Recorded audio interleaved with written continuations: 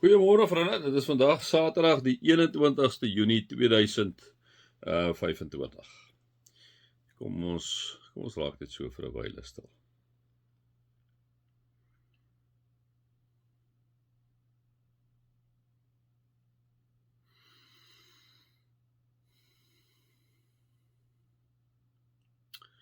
Here, dankie vir vandag. Dankie dat dit so 'n bietjie 'n rustiger dag is as die week waarna ons so rondgehardloop het.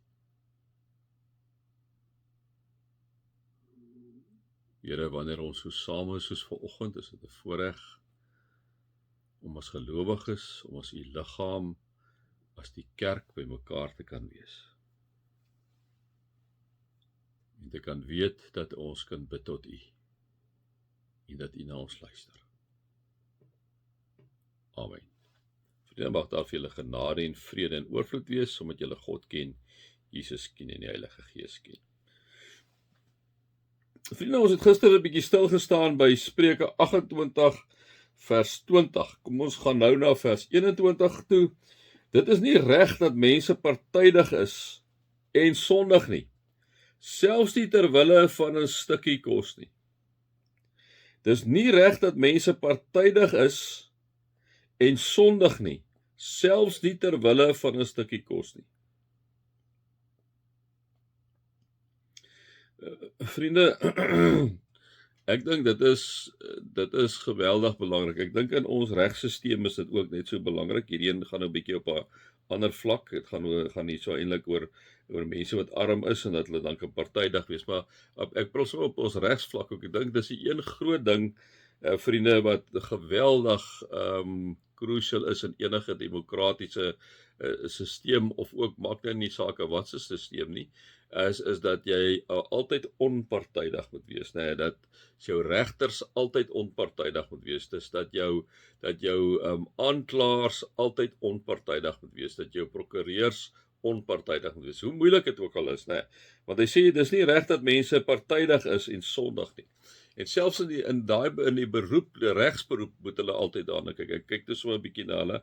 Ek gaan nou 'n bietjie buitekant die teks se skopus om, maar ek bly stil staan by hierdie eerste enetjie. Dis nie reg dat mense partydig is nie. Ek bedoel, ek luister nou, ek kan maar net aan die media kyk, so dis dit nou nie so is dit nie so nie.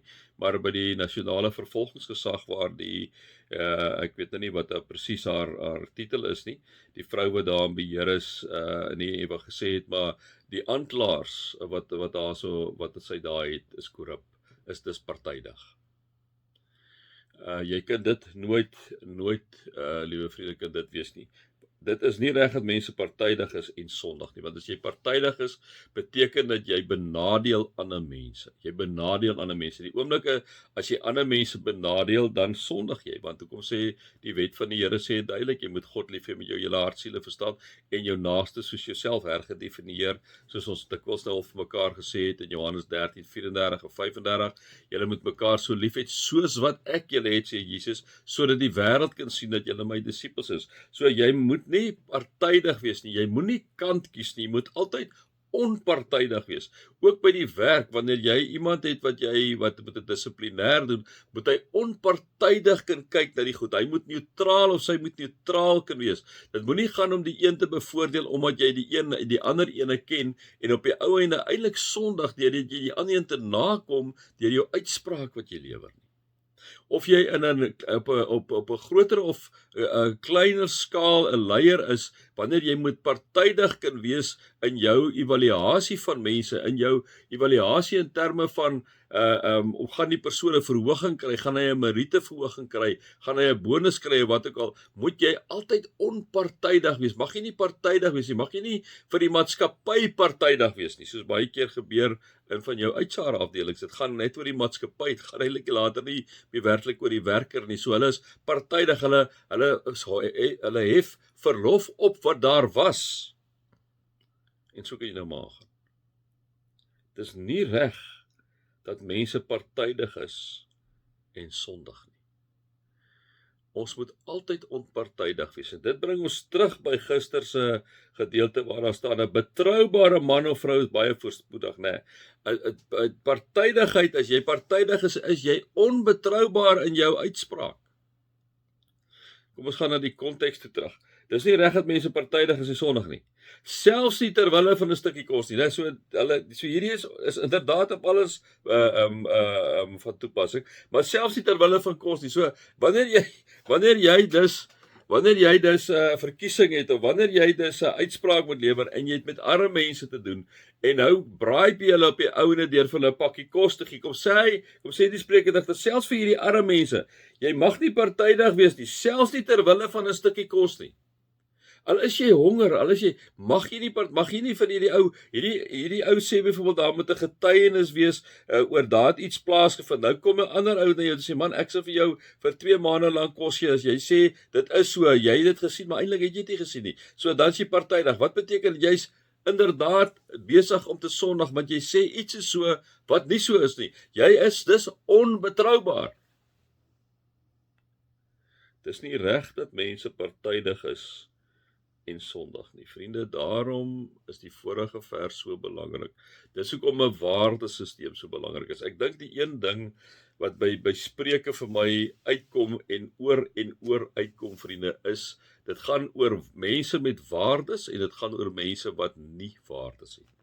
Dis eintlik waar die hele Spreuke gaan. En om 'n waardes te hê beteken jy het wysheid nodig, jy het goddelike insig nodig. As jy nie 'n ou is met waardes nie, is jy goddeloos. Dis jou eenvoudig soos dit. As jy dwaas. Dis nie reg dat mense partydig is en sondig nie, né? Daarom ook by jou werk, ek weet dit is moeilike goed baie keer hierdie vriende. Ook by jou werk, praat altyd die waarheid, moenie partydig wees nie. Dit is nie reg dat mense partydig is nie. Kies altyd, staan vir die regte ding. As iets reg is, as hy reg, moenie partydig wees nie. En sondig nie. Partydig om by iemand te staan wat eintlik verkeerd sê en verkeerd doen, die verkeerde waardesisteem daar sit omdat jy sê miskien 'n bietjie bang is oor die konsekwensies as jy die waarheid praat. Moenie, want die spreekdigter sê dis nie reg dat mense partydig is nie en sondig nie. So as jy partydig is jy natuurlik op die ou einde onbetroubaar. Ja. Selfs nie ter wille van 'n stukkie kos nie. Interessant spreekdigter, né? By 5 Vriende, mag julle God se liefde ervaar, sy genade ervaar, sy teenwoordigheid ervaar. Amen.